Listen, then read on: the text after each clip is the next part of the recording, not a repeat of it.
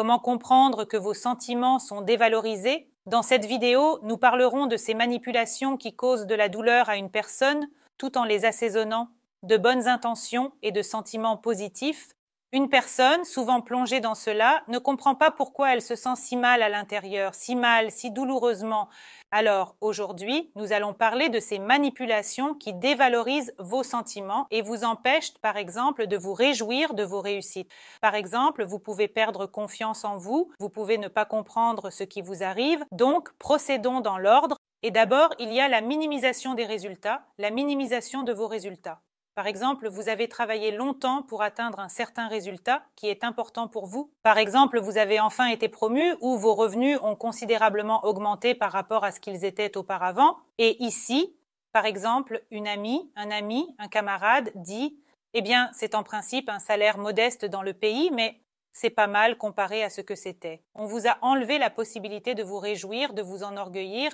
Et à ce moment-là, que se passe-t-il? C'est ce que dit une personne qui ressent de la jalousie par rapport à vos réussites parce qu'elle ne peut pas supporter le fait que vous, par exemple, ayez enfin atteint ce dont vous rêviez, ou peut-être que vous partez en vacances, ou peut-être que vous avez toujours rêvé de visiter un endroit magnifique. Vous êtes arrivé, vous racontez, vous vous réjouissez et votre interlocuteur dit « Eh bien, bien sûr, c'est intéressant, mais l'hôtel, par exemple, n'est pas 5 étoiles.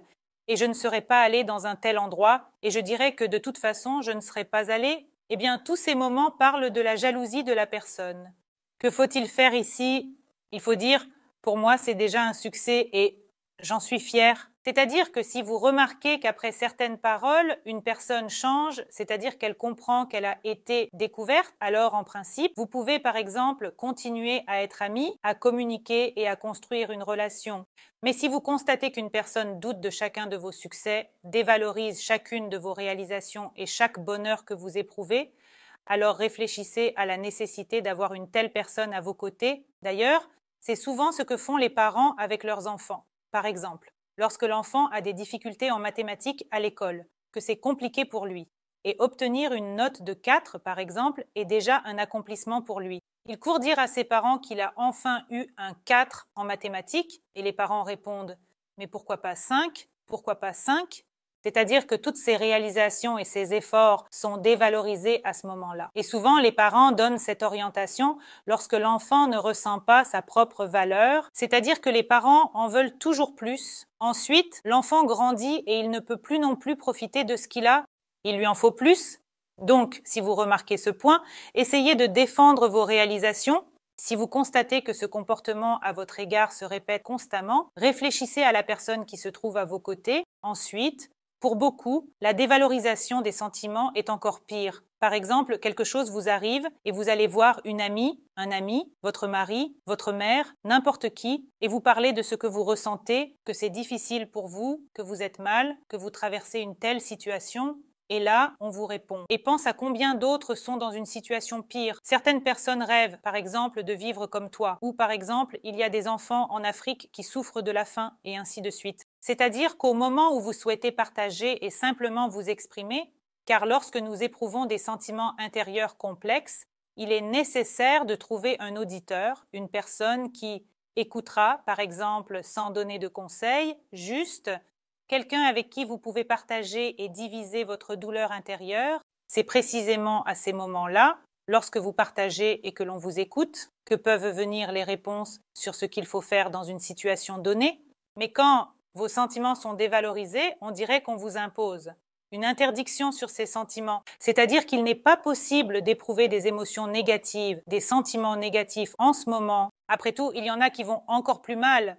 Moi, je veux autre chose pour moi, et ce sont mes sentiments, et je peux les ressentir. Alors, dans cette situation, je peux dire « Désolé, mais je suis vraiment contrariée. C'est très important pour moi. S'il y a un véritable ami, une amie, une personne qui, disons, vous apprécie, alors elle vous écoutera et ne tentera plus de dévaloriser vos sentiments par la suite. C'est-à-dire qu'une personne qui dit une telle phrase a probablement vécu cela depuis son enfance.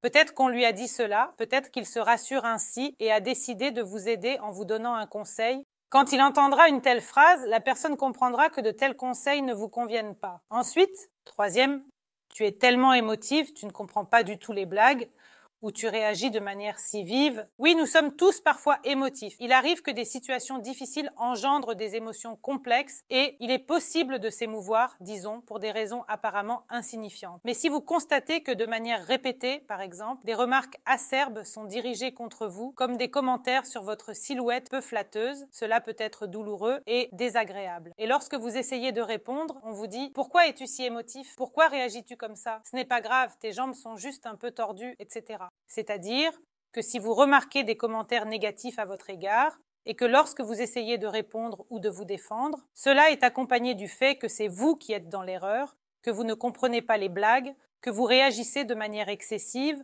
Donc, il y a une personne à vos côtés qui essaie vraiment de vous dévaloriser, c'est-à-dire, disons, de miner votre confiance en vous dans certaines situations. Que peut-on faire ici?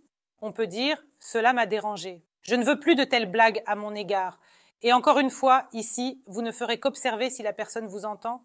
C'est-à-dire que peut-être c'est vraiment la manière de se comporter de cette personne. Il plaisante ainsi, c'est juste comme ça qu'il a grandi, pas par malice, par exemple. Dans ce cas, il vous entendra si cette personne tient à vous, mais si vous comprenez que tout cela se déroule sous forme de harcèlement, cela continue.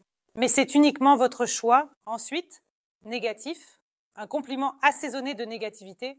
C'est-à-dire que lorsque quelqu'un vous dit, par exemple, que vous portez une belle robe qui cache parfaitement vos jambes tordues, il vaut alors la peine de réfléchir à la question de savoir s'il s'agit vraiment d'un compliment ou non. C'est ainsi qu'agit une personne qui essaie de vous dévaloriser. Si par exemple votre ami Marie ou quelqu'un d'autre vous fait de tels compliments, c'est une manière de dévaloriser. Si vous remarquez une telle personne près de vous, vous pouvez à nouveau expliquer vos sentiments, montrer à cette personne que cela vous est inacceptable, puis observer si elle vous entend ou non. Mais si une personne a l'habitude de faire ce genre de blague à votre égard, cela signifie qu'elle éprouve probablement des émotions négatives à votre égard. Peut-être que c'est de l'envie, peut-être que c'est une blessure ou de la colère, mais il y a des émotions négatives, que ce soit le désir, par exemple, de piétiner votre estime de soi. Ensuite, programmation négative, cela se produit souvent dans les couples où, par exemple, un homme abusif ou une femme abusive dit « à qui tu serais utile comme ça » ou regarde-toi, tu es gros, chauve, vieux, etc. C'est-à-dire au moment où on insinue à une personne qu'elle n'est pas bien, qu'elle n'est pas comme il faut, qu'elle est mauvaise,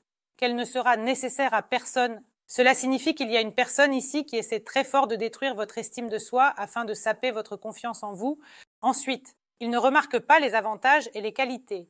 C'est un autre indicateur qu'ils essaient de vous dévaloriser, c'est-à-dire que vous faites quelque chose, vous avez réalisé quelque chose de magnifique et vous n'entendez rien de bon à votre sujet, c'est-à-dire que tout est comme cela doit être, tout est comme il faut. Pour vous, cela peut être important et vous auriez voulu entendre des mots de gratitude ou peut-être que vous avez travaillé longtemps pour atteindre quelque chose et cela a été comme si personne ne l'avait remarqué. Et cela aussi est une forme de dévalorisation, c'est-à-dire que tout est comme cela doit être. Et peu importe combien vous essayez, si une personne à vos côtés éprouve à nouveau des émotions telles qu'elle ne peut tout simplement pas, par exemple, vous complimenter en raison de ses propres sentiments, de ses croyances, de ses émotions, de ses peurs intérieures, alors quoi que vous fassiez, vous n'entendrez jamais parler de vos réalisations, par exemple de la gratitude, du fait que vous êtes formidable, que vous avez atteint quelque chose de précis. C'est tout pour cette vidéo. C'était moi, Aliza Wardomska. J'espère vos likes et abonnements. Écrivez dans les commentaires ce que vous aimeriez discuter dans mes nouvelles vidéos. N'oubliez pas de cliquer sur la cloche et à bientôt.